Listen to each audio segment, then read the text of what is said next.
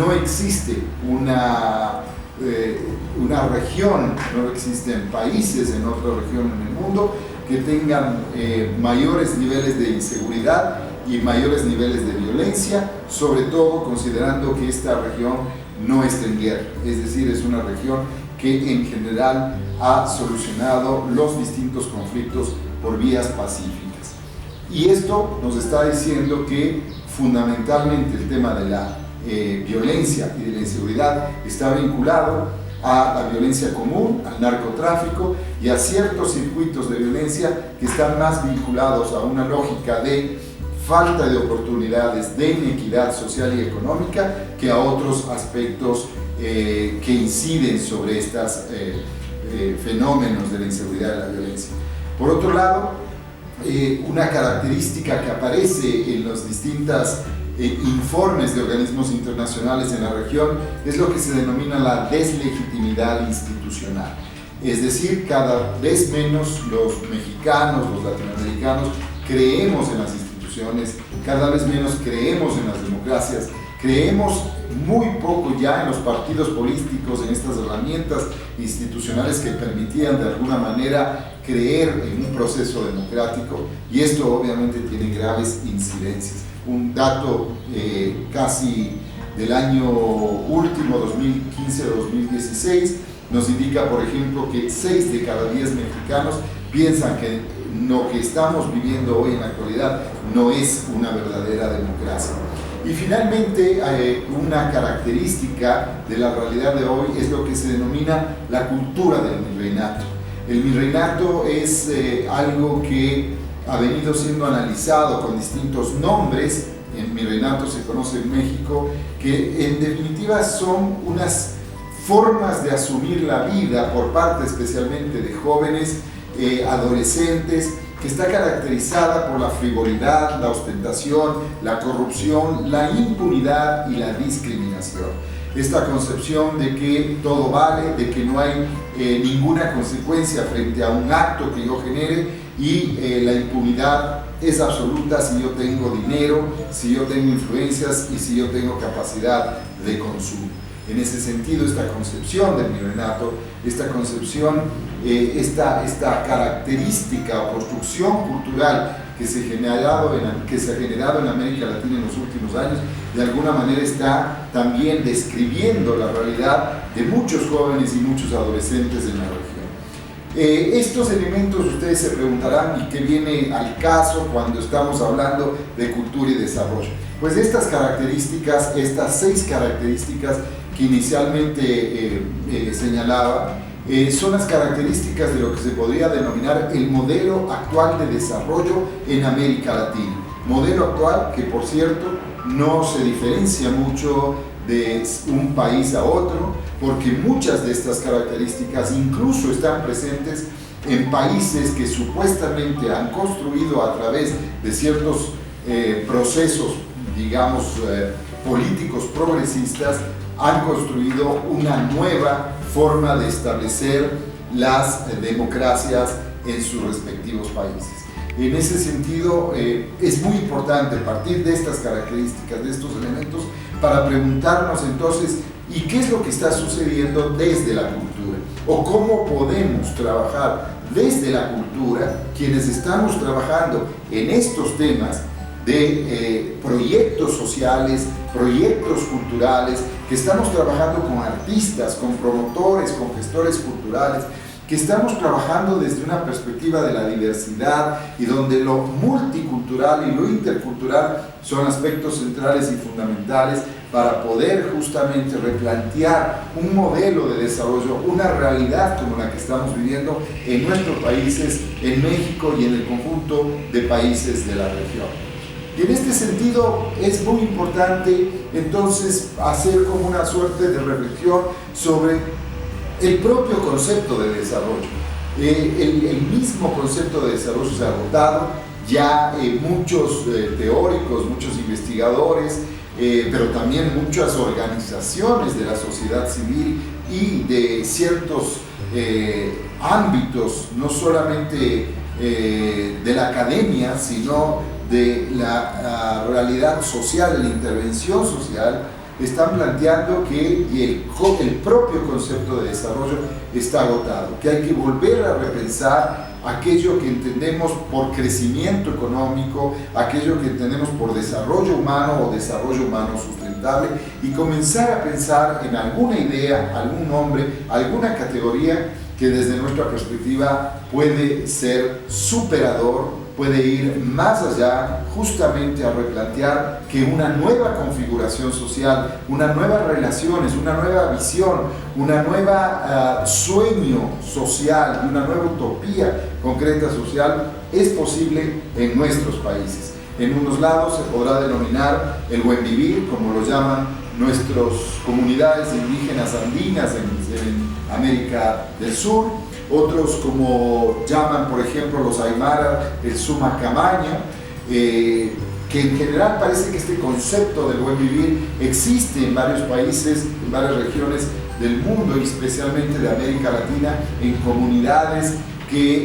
originarias que han venido pensando una nueva forma de relacionarse y de establecer, entre otras formas de establecer relaciones más armónicas, de relaciones más compatibles con el medio ambiente, pero también de relaciones que podríamos decir orientadas no solamente a la satisfacción en términos de crecimiento económico, en términos de adquisición y consumo de ciertos bienes o servicios, sino y fundamentalmente en términos de la felicidad humana, la posibilidad de ser felices, la posibilidad de construir desde una nueva visión o utopía una sociedad más justa, más solidaria, mucho más vinculada al medio ambiente, y como lo plantea justamente este concepto del buen vivir, concepción que va mucho más allá del bienestar individual, que va al bienestar, a la construcción de lo social, al disfrute, a la felicidad y al gozo del conjunto de seres humanos en armonía con su naturaleza. Si desde esta perspectiva estamos planteando entonces, a partir de este análisis, una nueva forma de construir, una nueva, de alguna manera, idea de lo que puede ser suplantar el concepto de desarrollo y poder plantearnos, reconstruir de una manera mucho más creativa, pero también de una manera más social y más humana, esta nueva perspectiva de lo que puede ser una sociedad. Entonces la cultura, el concepto de lo cultural y la cultura adquiere un significado fundamental para quienes están trabajando en la sociedad civil, en los colectivos, en el ámbito de lo público, en programas y proyectos sociales, en programas y proyectos económicos, de infraestructura, en definitiva, en política pública. Y este elemento de lo cultural o la cultura entonces adquiere una nueva dimensión. Ya no es entender a la cultura como las bellas artes o la cultura exclusivamente como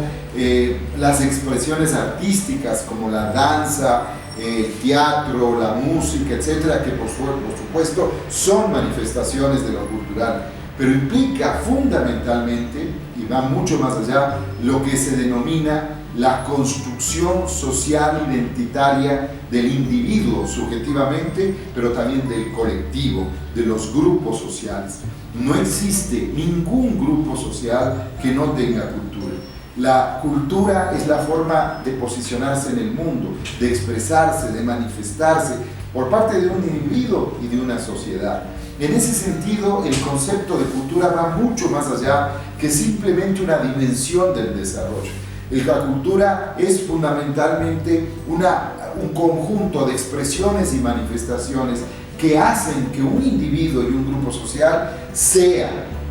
eso, una perspectiva, una construcción social que posiblemente es distinta de otro grupo social, pero que requiere fundamentalmente la visibilidad y la expresión para poder transformar esa realidad en la cual se encuentra inmerso. La cultura entonces en esta perspectiva es un concepto, es una categoría muy rica. Y entonces desde esta perspectiva, entendiendo que lo cultural es fundamentalmente los procesos simbólicos que hacen que una persona y un colectivo sea de determinada manera, construya su identidad, construya su forma de ser y se relacione con los otros. Es decir, construir la identidad desde la otredad, desde asumir que hay otros distintos, diferentes, pero que su identidad es tan válida como la nuestra. Esto es lo que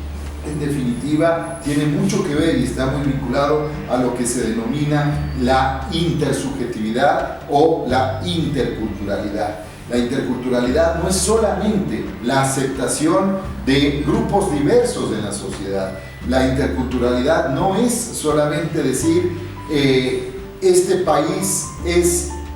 heterogéneo, aquí existen múltiples grupos sociales, étnicos, culturales, y por lo tanto nos estamos de alguna manera respetando y tolerando. No, la interculturalidad va mucho más allá. No es solamente tolerar al otro grupo social, es fundamentalmente construir con él. Es creer que es factible llegar a acuerdos para juntos poder construir un proyecto colectivo hacia lo que denominamos en este sentido el buen vivir. La cultura es el elemento central. Ya no podemos hablar de política pública o de proyectos sociales o económicos sin entender que hay una dimensión transversal de esa política, de esos programas y de esos proyectos, que es la cultura, que es la interculturalidad, que es el respeto a la diversidad. El respeto a la diversidad entendido, repito, no solamente como tolerancia y dejar hacer y dejar estar o invisibilizar porque existen otros. Es fundamentalmente construir conjuntamente desde el otro y con el otro para poder identificar aspectos comunes, colectivos y trabajar en función de un proyecto que nos une, en el cual convergemos todos los diferentes.